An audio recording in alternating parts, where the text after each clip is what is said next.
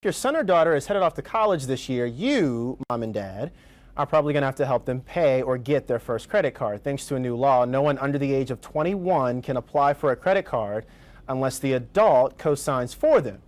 Here to answer some questions that you may have about getting your son or daughter a credit card, or if you're a college student up watching us early this morning and you're thinking about getting a credit card, Stacey Bradford, Family Finance Blogger for CBSMoneyWatch.com, is here to help you figure out a plan. Stacey, good morning to you. Hi, how are you? I'm doing well. Good to see you this morning. Let's talk about this Credit Card Act of 2009 because that changed a lot of things. It did change a lot of things. It used to be that college kids would walk onto campus and people practically be giving them a credit card along with a free t-shirt. Right. But now you actually have to ask mom or dad to help you out, and that could be either co-signing a credit card for you or perhaps making you an authorized user on their own because you can't do it on your own anymore. A lot of parents are really worried about this. In fact, half of parents didn't even know about that Credit Card Act of 2009, and they're worried because they think they may have to foot the bill if they have to co-sign for their children's credit card. You say there's a different side to this, though.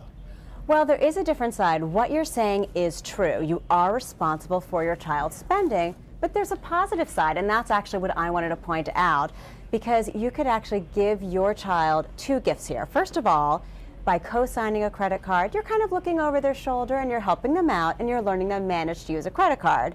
On the other hand, you are also sharing your credit history with them. And this is the true gift here, because if you are someone who has very good credit, you are all of a sudden giving them part of your credit score to borrow, and it helps build their own. Now, there are a few different options that parents can look at here. There's a good side and a bad side to each, so we'll talk about each of them. We'll start with co-signing.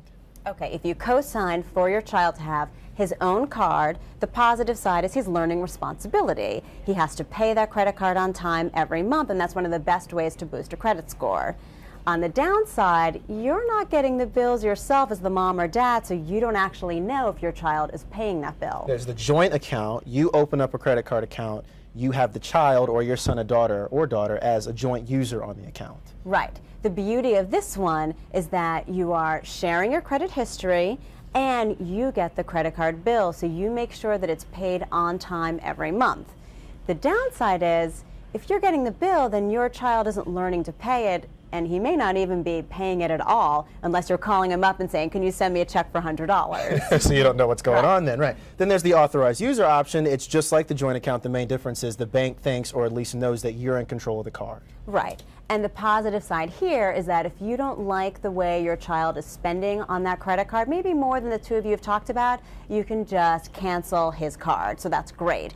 The downside is you can't actually share your credit history quite as much. The credit rating agencies, they don't weight it quite as high. So you're not quite giving that same gift of a positive score. It helps, but not quite as much. And Stacey, I know you have a daughter. Let's say that maybe she were going to college this semester. What would you do? You know, I would actually go with two cards. First, for her main spending, I'd want her to take out her own card and use that and learn to spend with that. And then I might even ask if the bill comes to me so I can see it, but she can monitor it online so she knows when to pay it. But I would also make her a joint user on a card as well, and just to sort of share that credit history more. And I would only ask that she uses that joint card for expenses that I was planning on paying for anyway. Maybe she's far away and I want her to fly home for the holidays, so she could use it. Yeah, I know. It makes some parents nervous just talking about it. Parents are getting nervous while the kids are probably like, ooh, I get a great new credit card. Stacey Bradford, CBSMoneyWatch.com. A lot of advice, and I'm sure a lot of parents could use it, especially right now when their kids are about to head back to college. Thank you so much this morning. Oh, thank you so much.